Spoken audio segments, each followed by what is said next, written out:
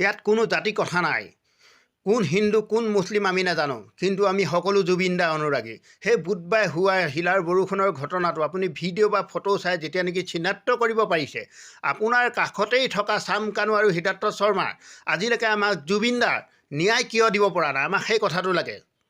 আৰু আপোনালোককো কৈছোঁ, কি কৈছে তেওঁ ভিডিঅ'টো মই লগাই।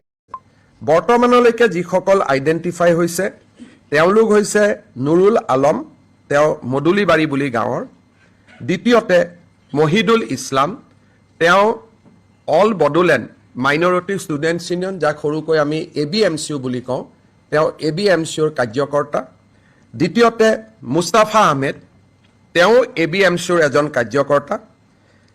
ওচৰতে জেলৰ কাষতে দীঘলটঙা বুলি এখন গাঁও আছে, সেই দীঘলটঙা গাঁৱৰ নিবাসী শিৱজন আলী। তাৰপিছত দীঘলটঙা গাঁৱৰে শ্বহীদুল। আৰু এজন ব্যক্তিক গ্ৰেপ্তাৰ কৰা হৈছে আহেলা মিয়া, বৰ্তমান তেওঁ ডি ভোটাৰ হৈ আছে, অৰ্থাৎ তেওঁ সন্দেহযুক্ত বিদেশী। ট্ৰিব্যুনেলত তেওঁৰ কেছ চলি আছে। ৰমিজ আলী, তেওঁক গ্ৰেপ্তাৰ কৰা হৈছে। আৰু 8 নম্বৰ অভিযোগকাৰী হ'ল আছিক। আৰু 9 নম্বৰজন হৈছে হৰে কৃষ্ণ পাঠক। হৰে কৃষ্ণ পাঠক পূৰ্বৰ আছুৰ সদস্য আছিলে, এতিয়া তেওঁ তাৰে এজন কা আন্দোলনৰ সময়ত তেওঁক আছুৰ পৰা খুব সম্ভৱ বহিষ্কাৰ কৰা হৈছিলে।